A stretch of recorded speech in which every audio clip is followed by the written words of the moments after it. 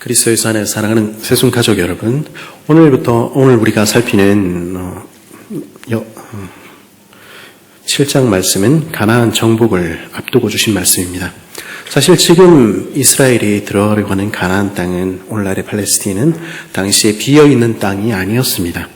이미 이스라엘보다 크고 강한 7 족속이 자리 잡고 있었고요. 그들의 문화가, 그들의 타락한 문화가 자리 잡은 땅이었죠. 그곳에 이스라엘이 들어갔을 때 그곳에서 어떻게 하나님의 나라를 세워갈 수 있을 것인가?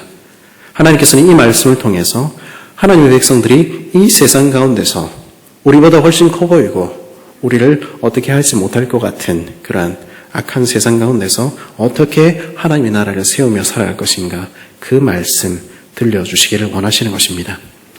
사실 어떤 사람들은요, 이 가나안 정복의 기사를 읽을 때 거부감을 느끼기도 합니다. 어떤 분들은요, 때로는 지금 이스라엘에서 벌어지고 있는 하마스와 이스라엘의 전쟁을 여기에 연결시켜서 생각하기도 하지요. 과거 가나안에서 평화롭게 살고 있던 가나안 7 족속을 무고하게 진멸했던 유대인들이 지금 다시 팔레스틴에서 평화롭게 살고 있는 아랍인들을 학살하고 있다는 것입니다. 그런 생각들이 유튜브를 통해서 또 일반 언론을 통해서 많이 퍼져 있지요. 먼저 말씀을 드려야 할 것은, 우선 하마스는 이슬람 국가 건설을 목표로 하여 테러를 일삼고 그 땅의 여성과 아이들조차 희생양으로 내모는 이슬람주의자들이지 평화롭게 살고 있는 사람들이 아니라는 것입니다. 이 전쟁은요, 이슬람주의자들의 테러와 집권 이스라엘 강경파의 강경한 진압 사이에 벌어서 수많은 사람들이 희생당하는 비극적인 전쟁일 뿐인 것이죠. 또 한 가지 말씀드릴 것이 있습니다. 그것은 지금 이스라엘에서 벌어지고 있는 것은 하나님의 전쟁이나 거룩한 전쟁이 아니라는 것입니다. 현재 국가 이스라엘은 하나님의 나라가 아닙니다.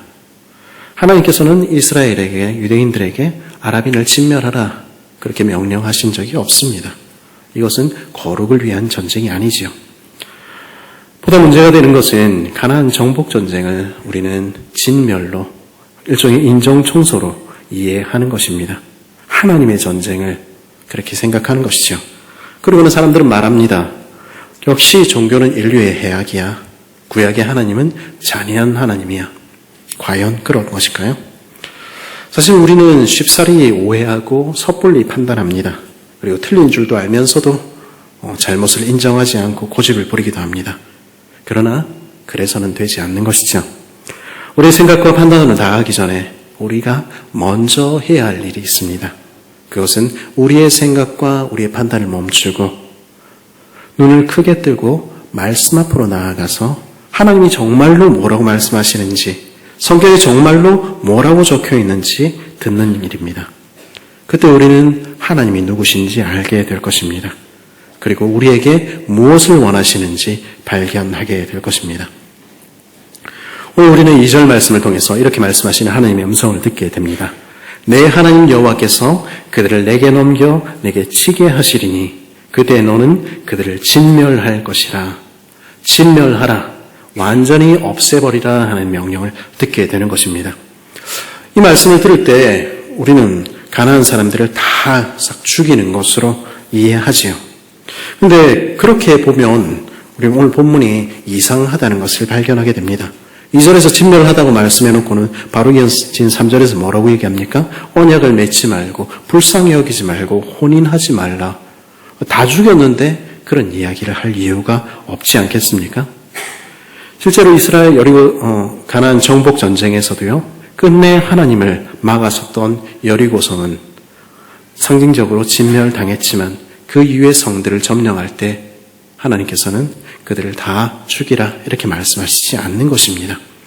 그렇다면 이 진멸이라는 말씀은 전쟁의 결정적인 승리를 나타낸 말이지 하나하나 누구누구를 죽이는 데 초점이 있지 않다는 것이죠.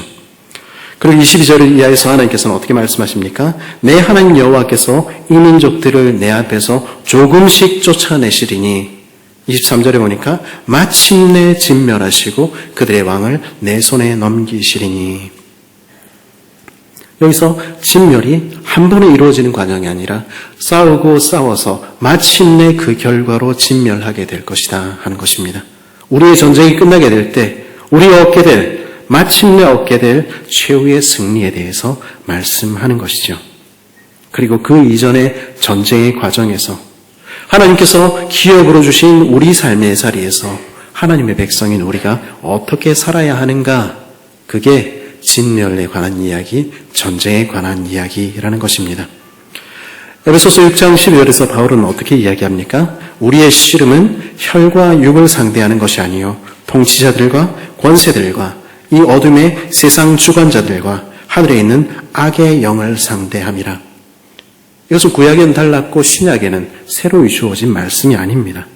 하나님께서 이 말씀 가운데 말씀하신 그 마음의 원리는 언제나 동일했습니다. 우리에게 싸우기를 원하시는 싸움은 다른 누군가를 없애거나 죽이는 전쟁이 아니라 대신에 우리 삶의 자리를 거룩하게 구별하여 하나님께 드리는 전쟁. 그래서 우리 삶의 자리를 하나님의 나라로 만드는 전쟁이지요. 그것이 여호와의 전쟁 헤렘의 의미입니다. 사실 이 명령에서 거듭되어 강조되는 것이 있습니다. 그것은 이스라엘을 약속의 땅으로 인도하시고 나라들을 몰아내시고 그 대적들을 승리하게 하신 분이 누구신가 하는 것입니다. 그분이 누구십니까? 그분은 바로 우리들의 하나님 여호와시라는 것이죠. 내 삶을 지금 이 자리로 인도하신 분이 누구신가? 그것을 잊지 말아야 한다 말씀하시는 것입니다. 그런데 우리는 종종 그 사실을 잊어버립니다. 우리는요, 종종 내가 지금 서 있는 자리가, 내가 밟고 있는 땅이 내 능력으로 얻어낸 땅인 것처럼, 내 힘으로 이룬 것인 것처럼 착각하지요. 내 머리가 좋아서, 내 능력이 좋아서, 내가 사랑받을 만해서, 그래서 나는 오늘 손에 쥔 것들을 이루었다 생각하는 것이죠. 그러니 내 마음대로 하는 것입니다. 그러나 과연 그렇습니까? 결코 그렇지 않습니다. 여러분들은 좀 모르겠습니다만 저는 좀 그렇습니다. 저는 제가 그렇게 이룬 것이 하나도 없습니다. 다 하나님이 정말로 베풀어 주신 것이죠. 우리 그 사실을 잊어버릴 때 우리는 어떻게 됩니까? 하나님의 말씀을 듣는 대신에 내 자의적으로 판단하고 생각하고 내 갈 길로 가게 됩니다. 내가 서 있는 땅을 하나님께 바쳐 드리는 것이 아니라, 우리 헤렘, 여기 진멸이라는 말의 또 다른 의미는 하나님께 바친다 이런 뜻인데요. 우리 드리는 것 아니라 우리 마음대로 사용하게 되지요. 그 끝에는 뭐가 있겠습니까? 멸망만이 있을 뿐인 것입니다. 그러기에 하나님께서는 우리 삶에서, 하나님께서 우리에게 주신 그 삶의 자리에서 악을 완전히 몰아내고 깨끗이 청소하라 말씀하시는 것입니다. 헤렘의 구체적인 내용을 다룬 7장 2절 하반부에서부터 3절까지 하나님은 구체적으로 무엇이라고 명령하십니까? 그들과 어떤 언약도 하지 말 것이요, 그들을 불쌍히 여기지도 말 것이요, 또 그들과 혼인하지도 말지니. 여기서 하나님께서는 뭐라고 말씀하십니까? 죽이라 이런 이야기가 아니고요. 여기서 하나님께서 말씀하시는 것은 하나님을 싫어하는 악한 이들과 관계 맺으며 동맹 맺으며 그렇게 살지 말라, 그렇게 말씀하시는 것입니다. 나한테 이익이 되고 나한테 도움이 된다는 핑계로 그들과 짝짝꿍해서 살지 말라는 것입니다. 하나님께서 말씀하시는데도 불구하고 그 명령보다 더해서 아이고 그래도 사람이 그렇지, 자의적인 긍휼을 베푼다, 그렇게 살지 말라는 것입니다. 하나님을 사랑할 수 없는 사람과 결혼하지 말라는 것입니다. 그게 내 삶의 자리에서 악을 몰아내는 하나님의 전쟁인 것이죠. 이렇게 말씀드리면 어떻게 세상에 살면서 그렇게 말할 수가 있나 항변하는 분이 계실지 모르겠습니다. 목사님은 사회생활을 안 해봐서 그렇습니다. 제가 젊었을 적에 제 청년들이 그렇게 얘기하더라고요. 그러면 안 해봤다 이렇게 이야기는 하긴 했습니다. 그렇지만은 하나님은요, 저한테만 그렇게 말씀하신 게 아니라 우리 모두한테 그렇게 말씀하셨다는 것이죠. 하나님께서는 결혼에 대해서 아무 변명도 하지 못하도록 어떻게 말씀하십니까? 내 딸을 그들의 아들에게 주지 말 것이요, 그들의 딸도 내 며느리로 삼지 말라, 분명하게 말씀하시는 것입니다. 왜 그렇게 하십니까? 자의적인 해석의 가능성을 없애시려고 그렇게 하시는 것입니다. 그렇지 않으면 우리는 끊임없이 말씀하셔도 타협하게 되는 것입니다. 그 말씀을 물에 타서 희석시키는 것이죠. 신명기 7장 4절은요, 그렇게 타협하게 될 때 그 결과에 대해서 뭐라고 이야기합니까? 그가 내 아들을 유혹하여 그가 여호와를 떠나고 다른 신들을 섬기게 하므로 여호와께서 너희에게 진노하사 갑자기 너희를 멸하실 것임이니라.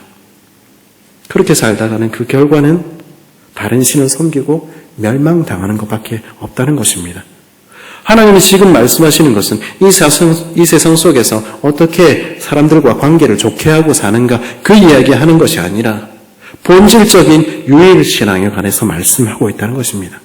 무엇이 너에게 가장 중요한 것이니 묻고 계시다는 것이죠. 하나님의 말씀이 사람 좋은 사람이라는 나의 평판보다 남들에게 보이는 내 체면보다 나의 이익보다 중요한가? 그렇게 묻고 계시는 것이죠. 특별히 결혼을 앞둔 이들에게 너의 결혼에 있어서 가장 중요한 기준은 무엇인가? 묻고 있는 것이죠. 예쁜 것도 좋고 재산 많은 것도 나쁜 일이 아닐 수 있죠. 성격 좋은 거 더할 나위만 없이 중요한 일입니다. 그러나 그것이 한 하나님을 섬기는 같은 신앙을 가지고 함께 손잡으며 평생 함께 살아가는 일보다 더 중요한가 묻고 있는 것이죠. 하나님을 사랑하지 않느니 하나님을 사랑할 수 없는 사람과 결혼할 만큼 그게 더 중요한가 묻는 것입니다. 결국 하나님과의 관계 이야기이지요. 하나님 대신에 세상을 택하고 한 걸음 한 걸음 걸어가다 보면 우리는 어느샌가 따라가게 되어 있는 것입니다. 세상이 중요하게 생각하는 가치를 따라서 세상이 섬기는 신들을 따라서 살아가게 되는 것입니다. 결국 그 뒤에 남는 것은 무엇입니까? 하나님의 엄유하신 심판밖에 남는 것이 없는 것입니다.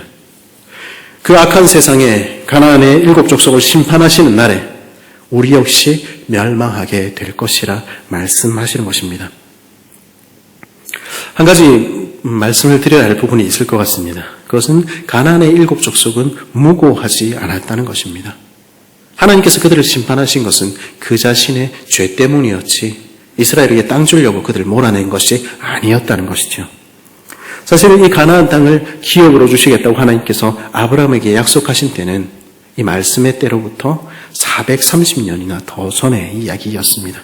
그런데 그때 왜 기업을 주시지 않았습니까? 그 가나안의 죄악이 충분하지 않았기 때문입니다. 그래서 하나님께서는 그 백성을 대신에 애굽으로 보내셔서 그곳에서 기르셨지요. 마찬가지로 이제 가나안을 7 족속을 심판하시는 이유는 무엇입니까? 신명기 9장 4절 5절은 뭐라고 얘기합니까? 이 민족이 악함으로 말미암아 여호와께서 그들을 내 앞에서 쫓아내심이니라.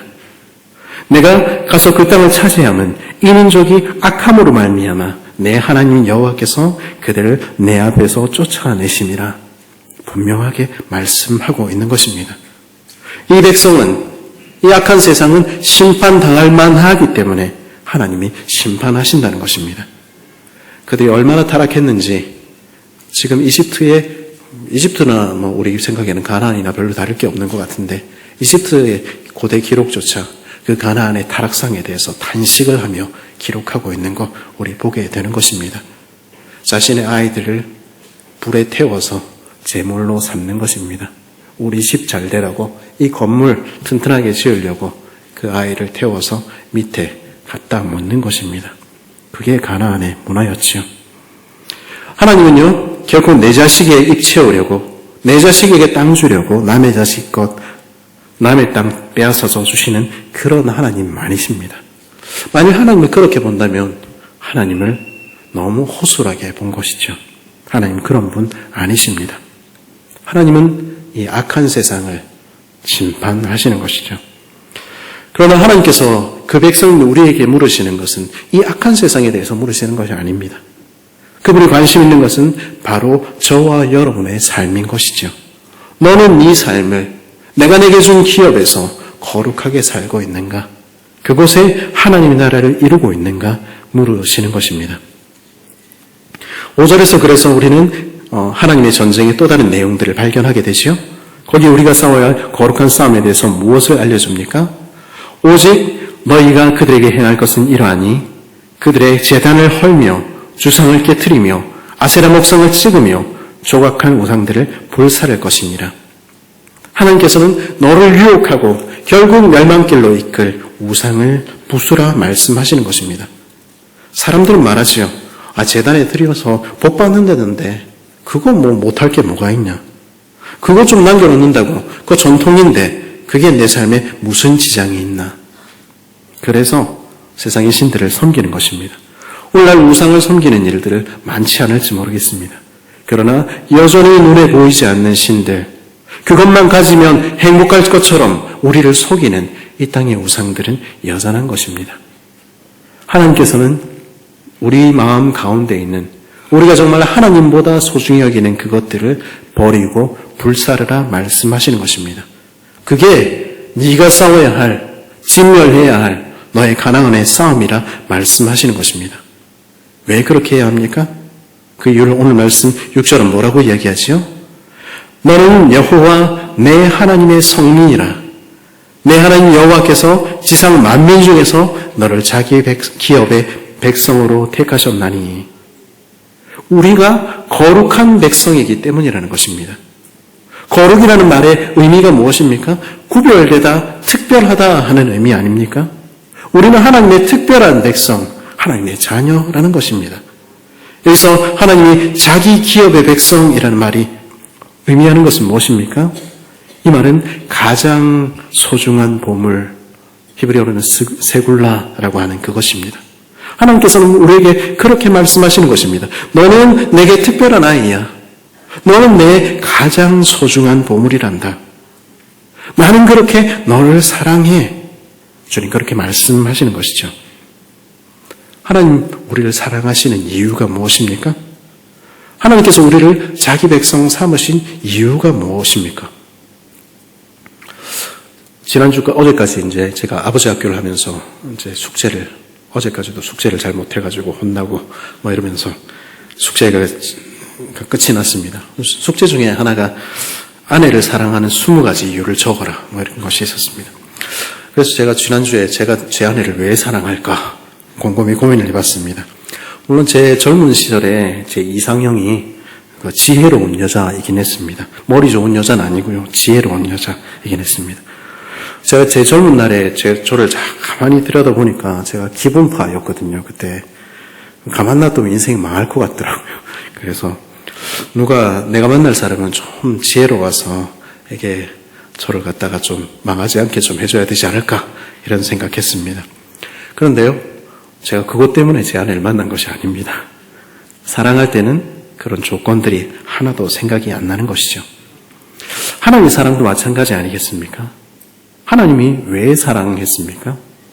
이유가 어디 있습니까? 오늘 말씀 7절 8절 뭐라고 얘기합니까? 여호와께서 너희를 기뻐하시고 너희를 택하심은 너희가 다른 민족보다 수요가 많기 때문이 아니니라. 너희는 오히려 모든 민족 중에서 가장 적으니라. 여호와께서 다만 너희를 사랑함으로 말미암아. 그냥 사랑했다는 것입니다. 이유가 없는 것이죠. 겨우 찾은 사랑의 이유가 무엇입니까? 또는 너희 조상들에게 하신 맹세를 지키려 하심으로 말미암아. 내가 전에 너희 조상들하고 약속한 게 있어. 그거 지키려고 내가 너희를 택했고 너를 사랑했어. 그런데 곰곰이 한번 생각해 보십시오. 그 조상들로 거슬러 올라가 보십시오. 그 조상들은 좀 달랐습니까? 뭔가 좀 사랑받을 만했습니까? 그렇지가 않은 것이죠. 제가 이렇게 얘기하면 좀 그런데 성경을 읽으면서 감사한 것은 믿음의 조상 아브라함도 저만큼이나 한심한 사람이었다 하는데 참 감사합니다. 이삭도 우리 아들만큼이나 그렇더라 하는 것이죠. 그들에게는 사랑받을 만한 근거가, 이유가 없었던 것이죠.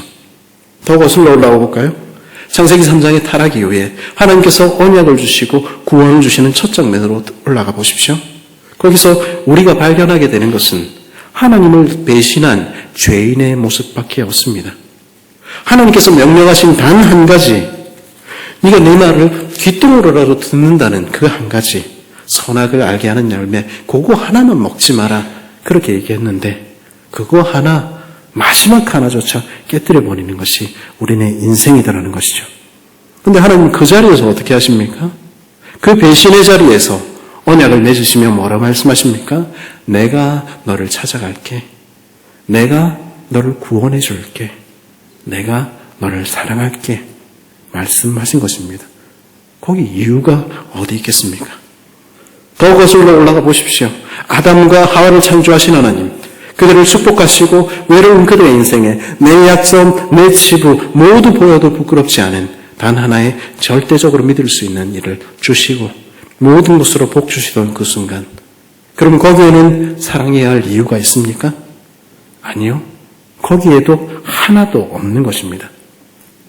하나님은요, 스스로 완전하신 분이십니다.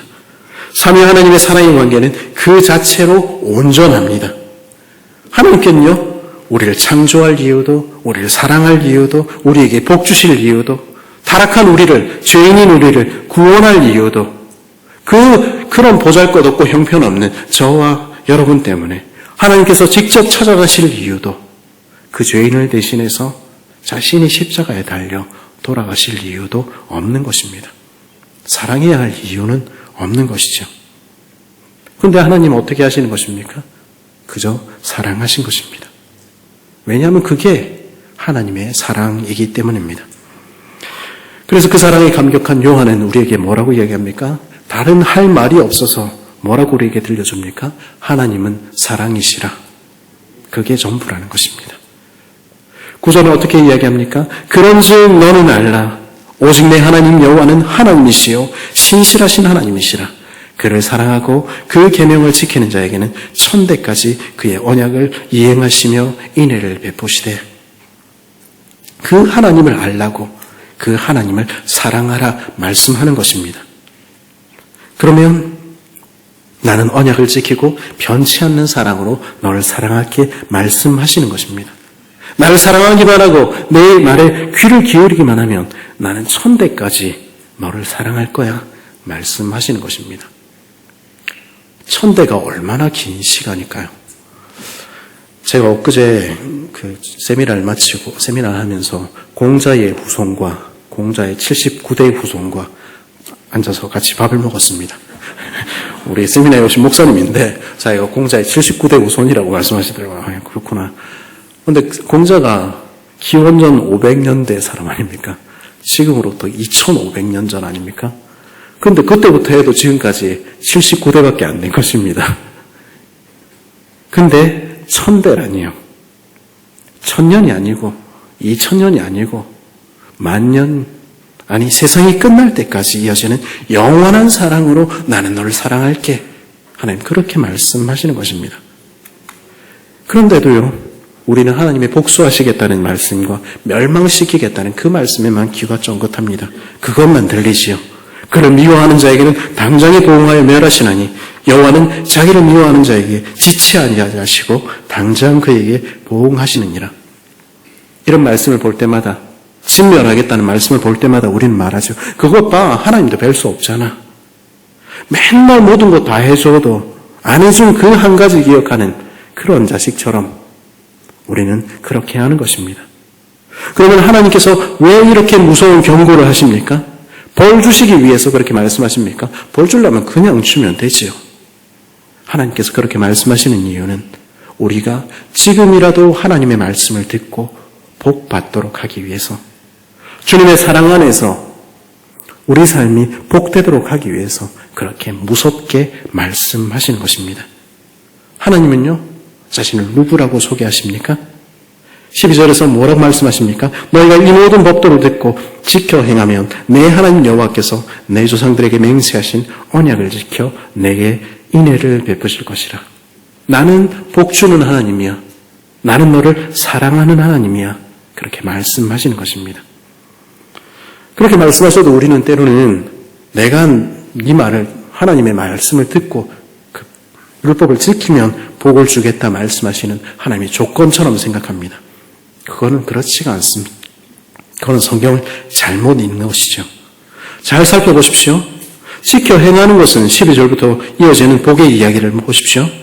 이어지는 것은, 지켜 행하는 것은 한 절인데 복은 수십 가지를 주겠다 지금 말씀하시는 것입니다.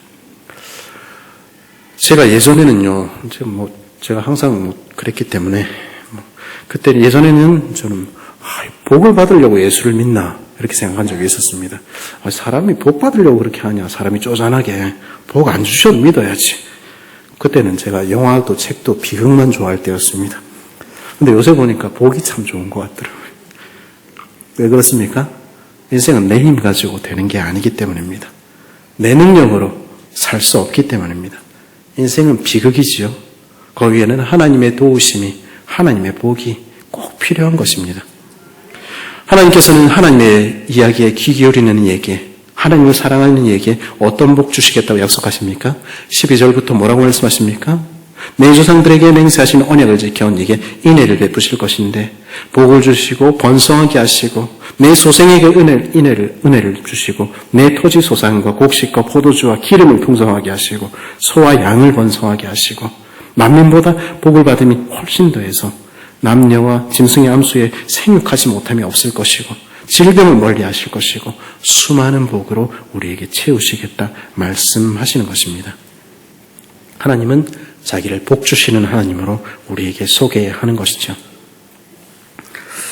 요즘 생기는 신조어들을 따라가는 게 참 쉽지가 않습니다. 그렇지만은 가끔은 어떤 신조어들은 진짜 탁월하다, 기발하다 이럴 때가 있습니다. 그 중에 돈줄이라는 말이 있습니다. 그렇죠? TV나 유튜브나 이런 거 보면은 보다가 우리가 식당이나 가게 하는 주인들이 자기 돈 벌 생각 안 하고 다른 사람들 돕거나 막 이렇게 불우한 아이들을 잘 대접하거나 이런 걸 보면은 요즘 시청자들은 굉장히 적극적이어서 어떻게 합니까? 아니, 그런 사장이 다 있어! 이렇게 얘기하는 거죠. 그러고는 그 가게를 찾아갑니다. 그러고는 이보시오, 사장님. 그런 식으로 다 퍼주고 나면 어떻게 삽니까? 지금 당장 무엇이든 간에 다 내놓고 묻지도 따지지도 말고 내 돈 다 가져가시오. 내가 돈줄을 내줄라니까. 이렇게 이야기한다는 것이죠. 그게 돈줄입니다. 좋죠. 지금 하나님 이야기도 마찬가지인 것 같습니다. 하나님 뭐라고 말씀하십니까? 나를 사랑하기만 해봐라. 내 말에 귀를 기울이기만 해봐라. 내가 어떻게 하는지 네 함 두고 봐라.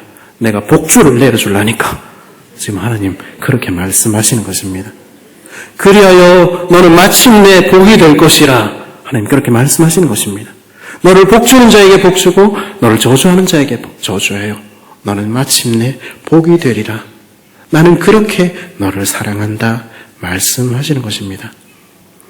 그래서 하나님은 우리에게 거룩한 전쟁을 하라 말씀하시는 것입니다. 네 삶에서 나와 너의 관계를 가로막는 모든 것 치워버리고 누구보다 나를 사랑해라.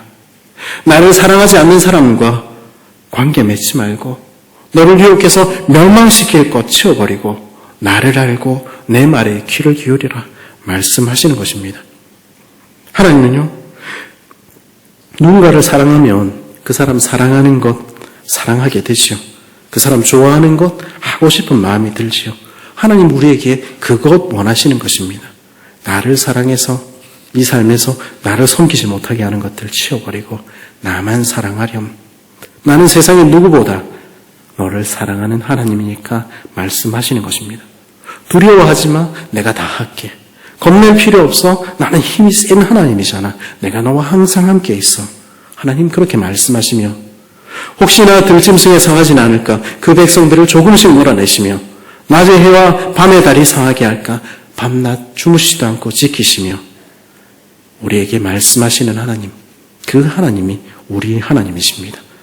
왕들을 넘기시며 누구도 당하지 못하게 하시는 하나님, 그분이 내가 네 이름을 세상에서 크게 할줄게 모든 것 주시기를 기뻐하시는 하나님이십니다. 그 하나님이 원하시는 것은 단 하나인 것이죠. 오래전에 우리가 불렀던 주수길 님이 작곡한 찬양이 있죠. 마음을 다하고 성품을 다하고 힘을 다하고 뜻을 다하여 여호와를 사랑하라. 그렇게 됐던 찬양의 그 마지막 가사는 이렇게 마쳤습니다. 그러나 한 가지 잊지는 말아라. 죄인된 우리를 구원하신 여호와를. 한 가지만 잊지 말라는 것입니다. 너를 사랑한 나를 잊지 말고 나를 사랑하라 말씀하시는 것입니다. 그래서 오늘 본문의 25절부터 이어지는 마지막 본문은 다시 헤렘의 이야기로, 다시 여호와의 전쟁의 이야기로 마칩니다.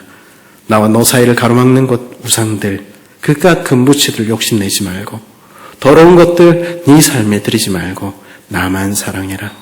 나는 내게 모든 것을 주는 너를 너무 좋아하고 너를 너무 사랑하는 내 아빠이니 주님 그렇게 말씀하시는 것입니다.